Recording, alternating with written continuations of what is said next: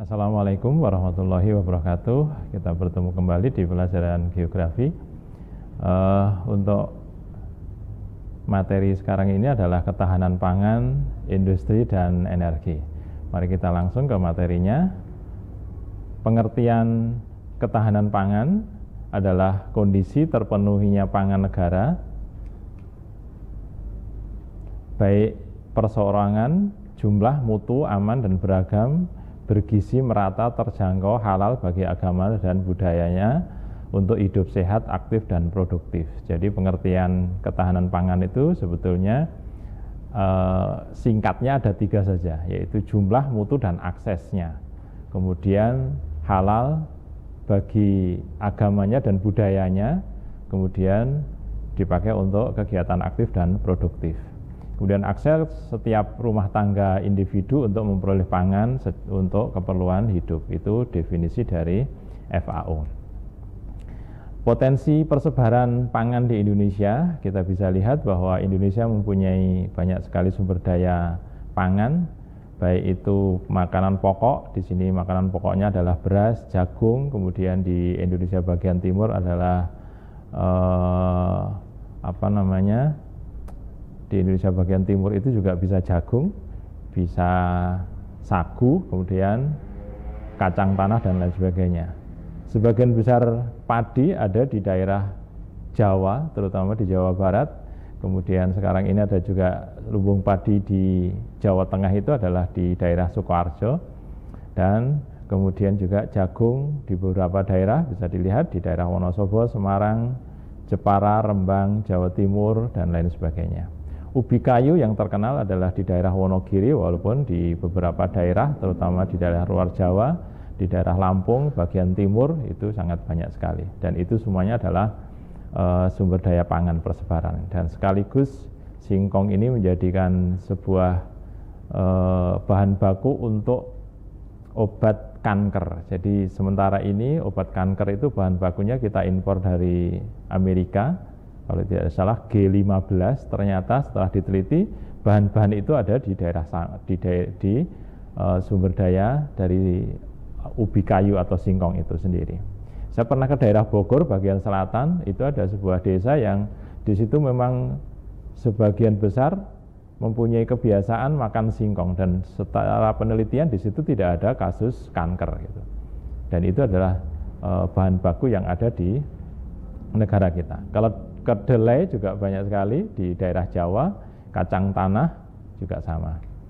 Kemudian hasil perkebunan baik tebu, tembakau, teh, kopi, karet, kelapa, coklat, pala, kemudian vanili, semuanya ada di Indonesia dan daerah-daerahnya merata di seluruh daerah Indonesia.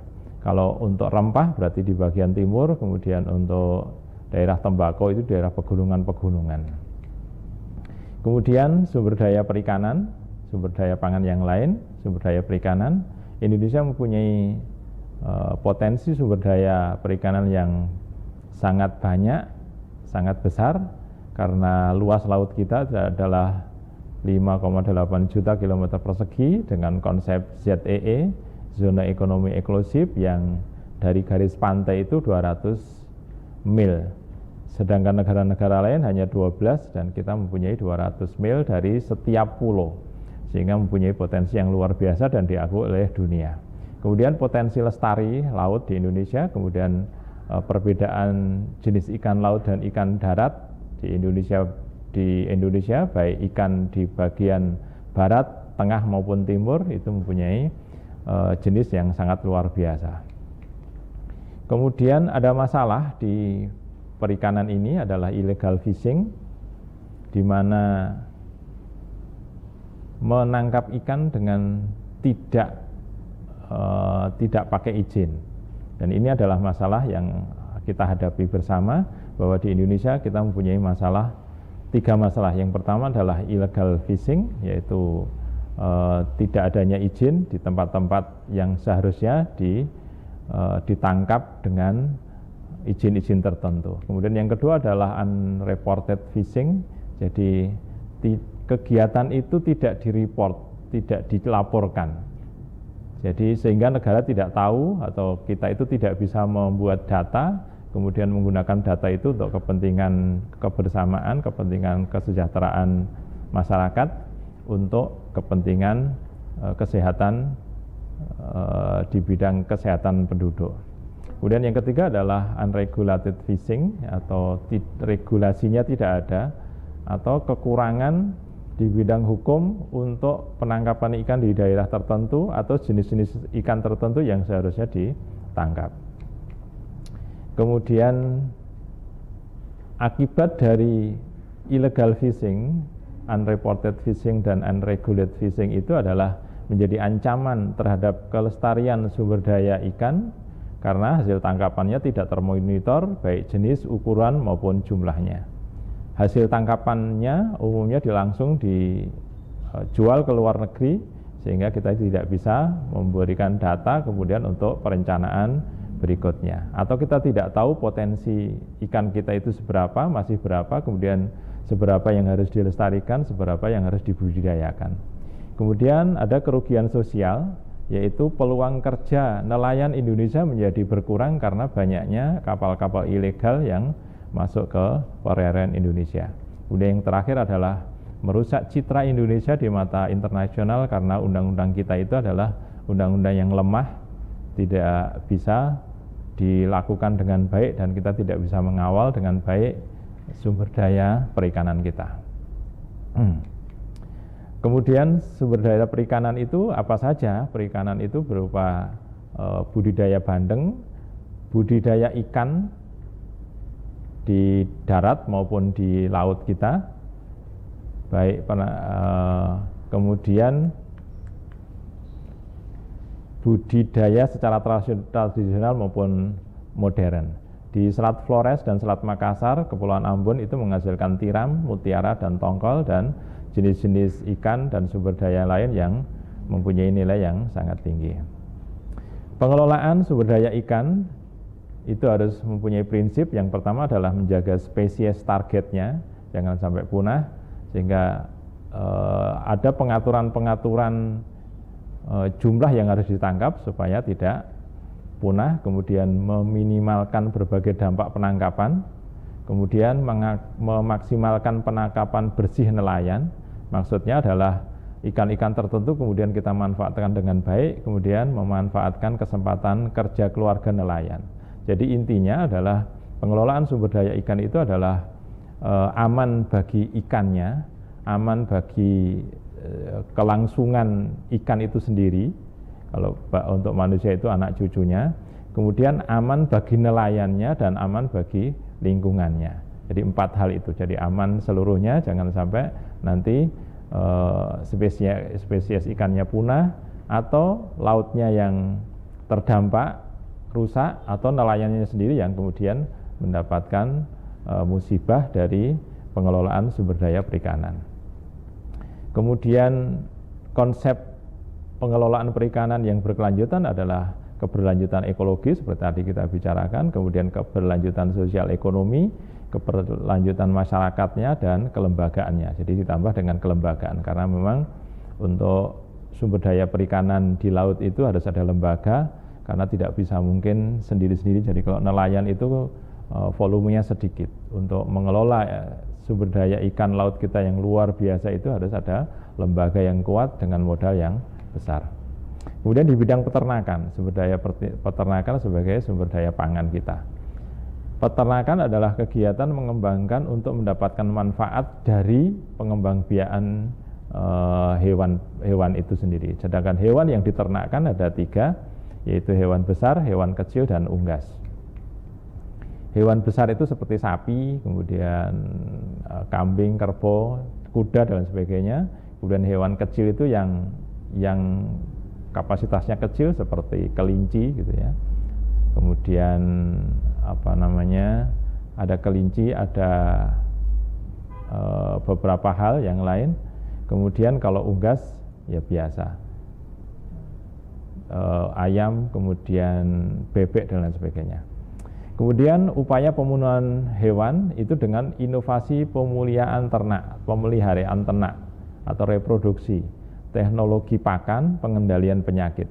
Karena pada beberapa saat Indonesia mempunyai saat-saat tertentu yang kadangkala sumber daya ternak itu sangat luar biasa sehingga harga turun dan itu merugikan bagi petani, tapi satu saat menjadi langka karena kelangkaan pangan maupun penyakit.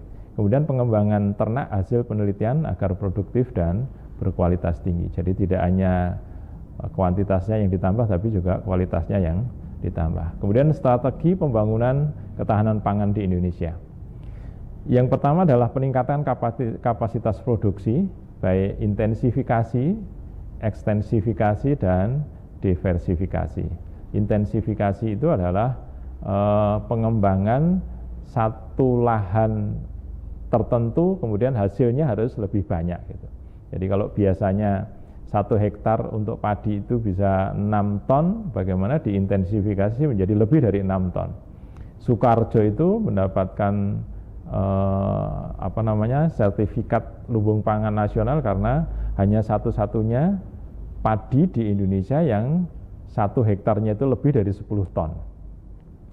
Jadi itu hanya di Sukoharjo. Di tempat lain dengan pengelolaan yang sama itu biasanya di bawah 10 ton. Sedangkan lahan di Sukoharjo itu menghasilkan sumber dayanya atau kontribusinya adalah di atas 10 ton. Itu intensifikasi.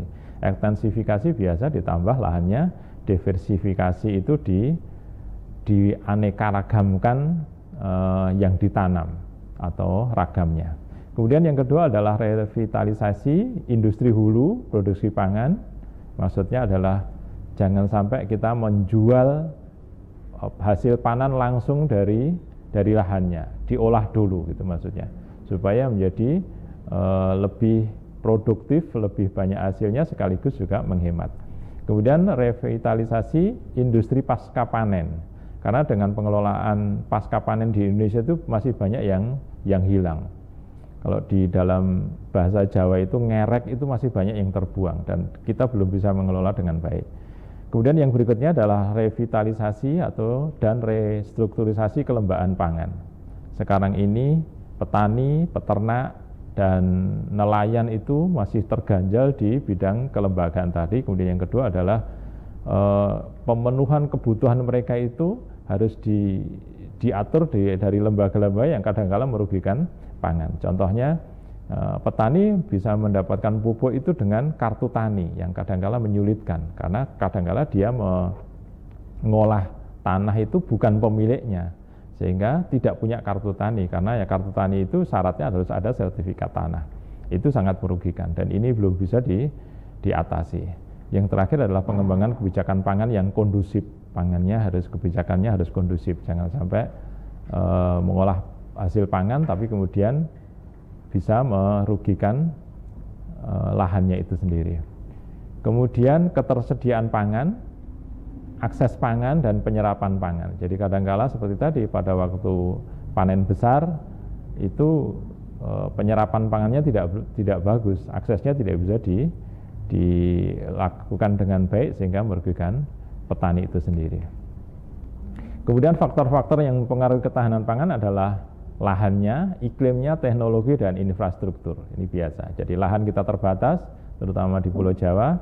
Iklim kita kadangkala tidak menentu atau kadangkala berubah secara drastis. Kemudian teknologi kita masih juga kurang. Teknologi yang mengolah pangan, kemudian diversifikasi pangan itu masih kurang. Sedangkan juga infrastrukturnya, seperti tadi kelembagaan, kemudian penyediaan pupuk dan lain sebagainya, penyuluh-penyuluh pertanian yang mendampingi petani, nelayan, itu masih sangat kurang.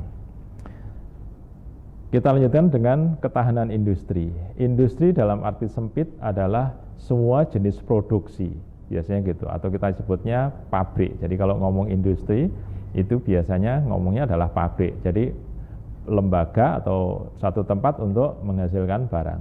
Sedangkan arti luas adalah seluruh kegiatan yang menjadikan sesuatu itu menjadi lebih bernilai, harusnya begitu. Jadi apa saja, tidak harus memproduksi barang.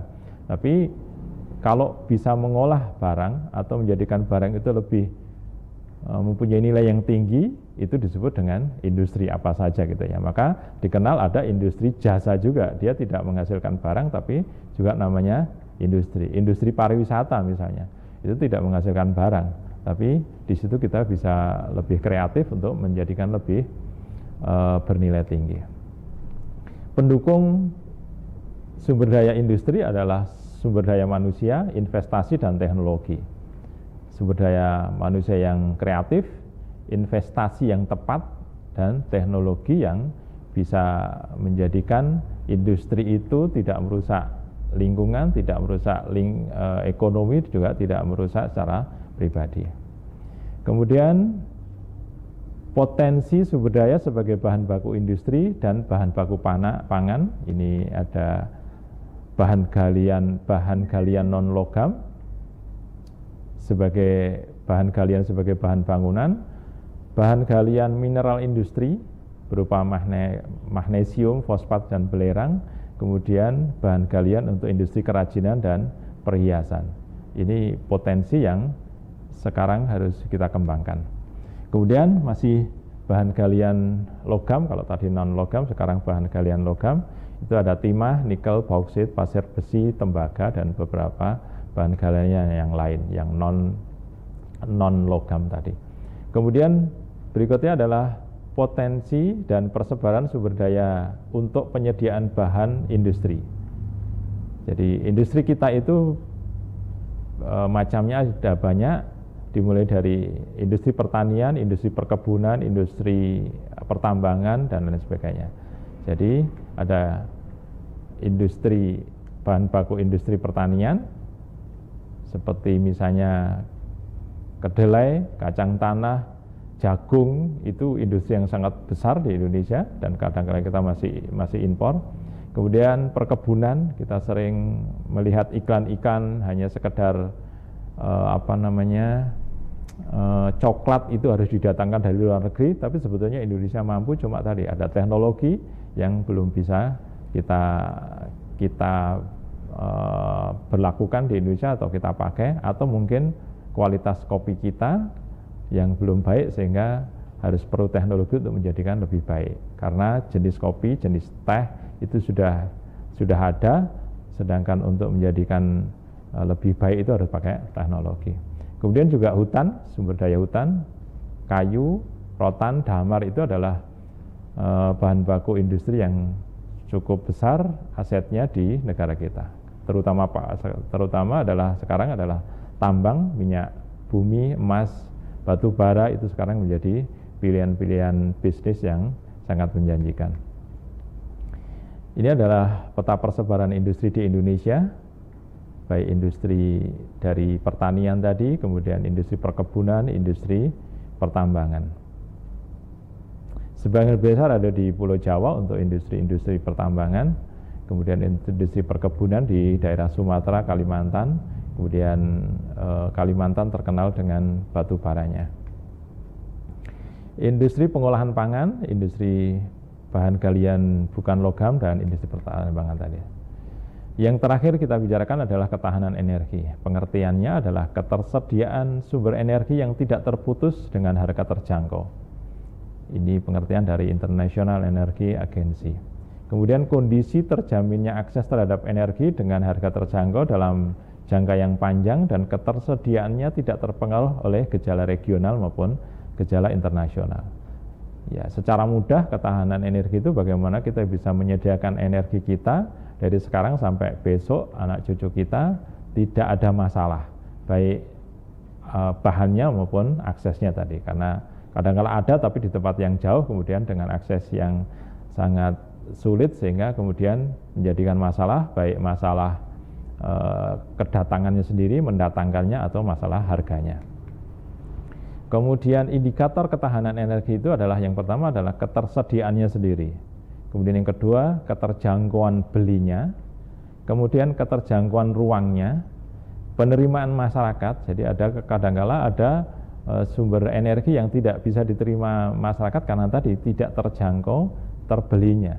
Sekarang ini misalnya di pom bensin itu masih banyak menggunakan Pertalite, tidak banyak yang menggunakan Pertamax. Itu kan berarti masyarakat di situ masih masih harus menerima gitu ya. Kemudian ada sumber daya yang baru lagi yang kadang-kala harus disosialisasikan.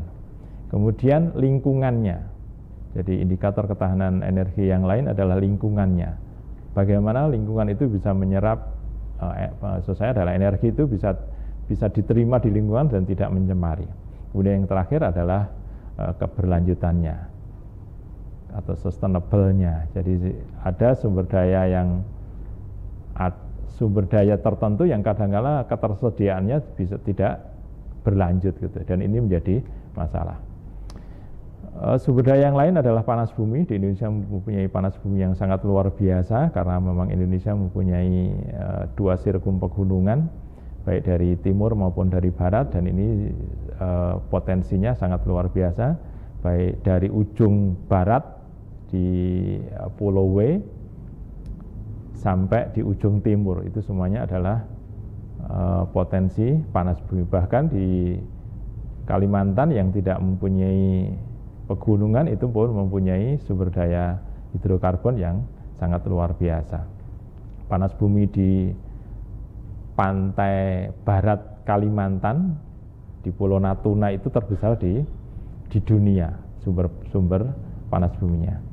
Kemudian aliran air, Indonesia mempunyai sungai yang sangat luar biasa, walaupun kemudian ada masalah pengelolaan sehingga tidak bisa kita gunakan dengan baik, justru menjadikan musibah kita. Tapi sebetulnya ini adalah potensi yang luar biasa, terutama di daerah Kalimantan. Kemudian angin, karena pantai kita cukup besar, cukup luas, cukup panjang gitu, sehingga angin itu menjadi potensi yang luar biasa yang belum bisa dikembangkan. Kemudian matahari juga sama, potensi matahari kita itu sangat besar. Di situ ada kalimat 4,8 kilowatt per menit gitu ya, yang bisa diakses sebetulnya, tapi juga masih belum bisa digunakan dengan baik di Indonesia. Kemudian biomasa adalah merupakan bahan-bahan organik baik berupa produk maupun buangan yang dihasilkan tumbuhan melalui proses fotosintesis, atau secara mudah biomasa itu energi yang dihasilkan dari makhluk hidup, dan kita punya banyak yang tersimpan di dalam bumi, di atas minyak, juga yang kita hasilkan dari hasil-hasil perkebunan kita. Contohnya di situ adalah biodiesel, solar yang biasanya kita dapatkan dari endapan minyak.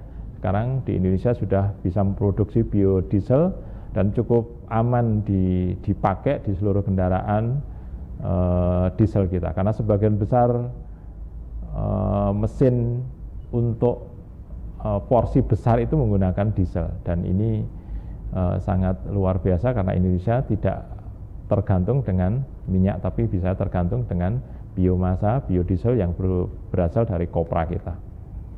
Kemudian air laut atau gelombang gitu ya, gelombang laut itu juga Indonesia mempunyai banyak gelombang yang besar-besar di pantai selatan yang sebetulnya harusnya bisa kita gunakan dengan baik. Kemudian kalau air sungai juga sudah biasa banyak sekali.